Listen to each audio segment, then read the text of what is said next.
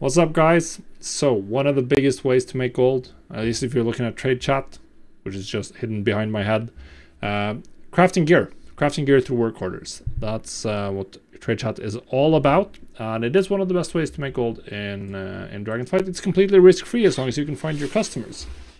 So today I'm going to show you exactly like how you need to set up your professions, what it takes to be able to craft max quality gear, specifically max quality with the maximum recipe difficulty, so the maximum item level infusion currently from the enchanted aspect shadow flame crest, and potentially even with missive to set the right stats, and even with embellishments. That's what we're going to look at. Now, the one thing to note is that you cannot, if you have this one on, you can't guarantee maximum quality. You can't. Well, my blacksmith is sadly not even level 70, so we can't add the sparks. But we can see here that the base recipe difficulty is 280, and even if I swap to all quality 3 materials, my skill is 336. I could get it to 342, which is going to be close. At least if you only add this. This is plus 50 recipe difficulty, so that would put it at 330. So if they only want this, then I could craft max quality, guaranteed. But if you want this as well, 15, then we're going to be above what I can reach. And if you want an embellishment, which is what specifically people want early on, their first items, they're going to prioritize embellishments in many cases. Maybe not for weapons always, but that's also another 25 difficulty. And suddenly I'm not guaranteeing max quality at all.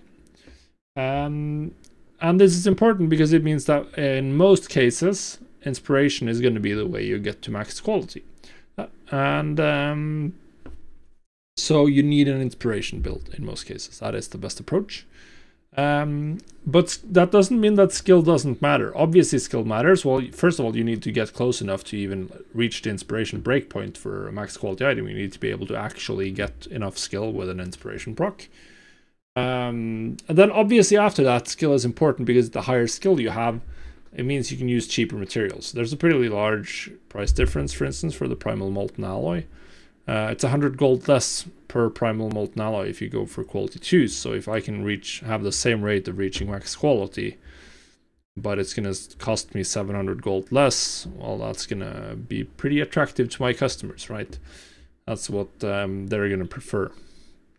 So skill matters quite a bit. And it's very important to have enough skill, and the more skill you have, the more higher quality stuff you can have. You can even sell, potentially you can reach with illustrious insight, you can actually guarantee max quality even with everything maxed out, and then you can sell that for more. You can say, okay, yeah, I can guarantee you quality 1, quality 5 right away, but then you have to pay whatever you can get them to pay for the insight.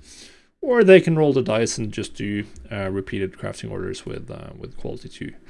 And you just do the recrafts for free, because the recrafts are just free money for you, because you can get resourcefulness procs and yoink some gold back. So that's really nice. Now for the general setup, the setup is pretty much the same in terms of the philosophy behind it.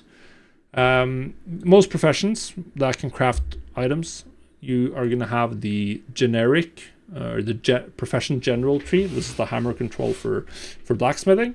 We have the hammer control node. This gives just normal plus skill to every recipe, and then there's like some extra plus 10 bonuses and a little bit of goodies at the end. And then there's also the inspiration node, which gives you inspiration. Generally speaking, you want to max out both of these early on. They are pretty high importance. Without these, you can't really get there at all. So that's probably where I would go first, and then you want to get enough points into recipe-specific nodes. It's typically better to start at the top, because this impacts all of your recipes, and you're going to need a good amount of points here. So with the points I have here, even for the ones I have the least skill in, which is the long blades, I can, if we look at the long blade here, I think the hex sword is a long blade. For this one I have 265 skill right now, and I could have 6 more here.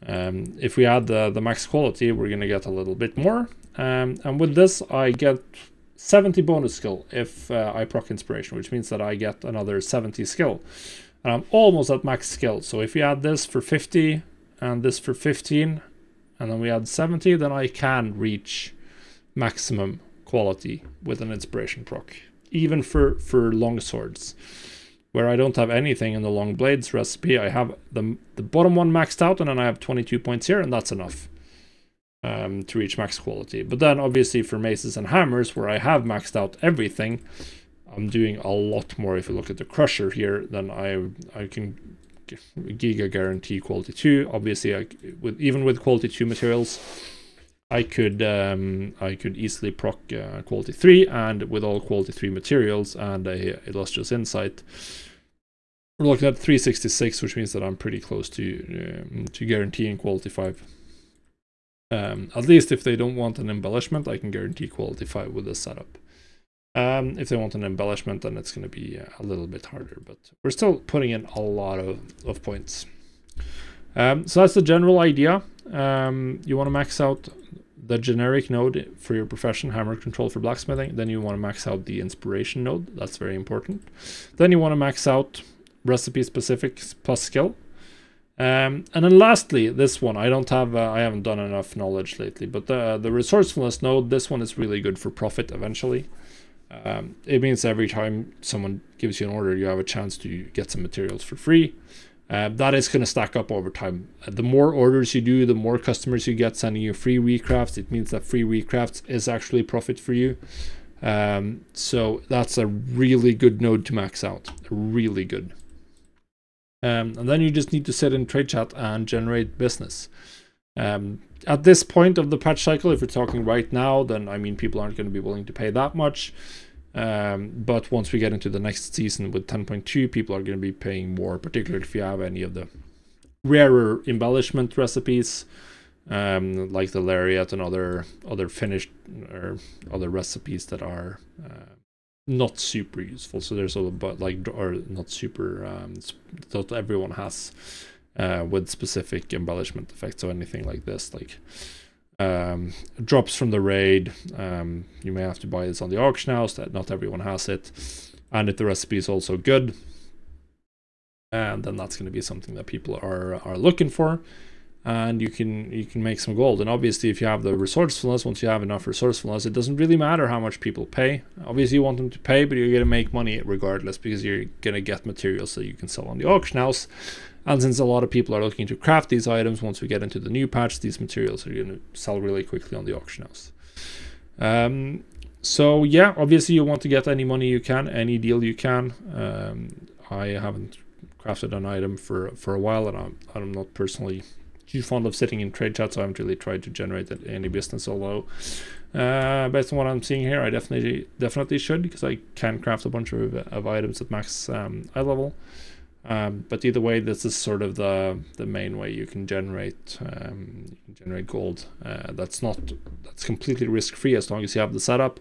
And as you can see, it does require, to get to max quality, it does require quite a few points. You're looking at 150 plus points to max out one recipe, which is not done overnight. So if you haven't already and you want to try to get into this market when 10.2 rolls around, now's the time to go farming your knowledge points.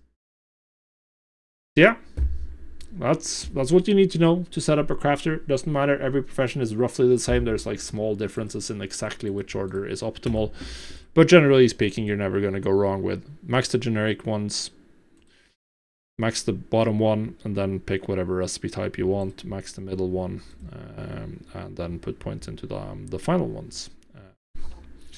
I'd suggest just getting whatever recipes you need for yourself first, and then because if you need it, then you know that at least some people are going to want that recipe, and then pick whatever you want after that. Good luck, guys.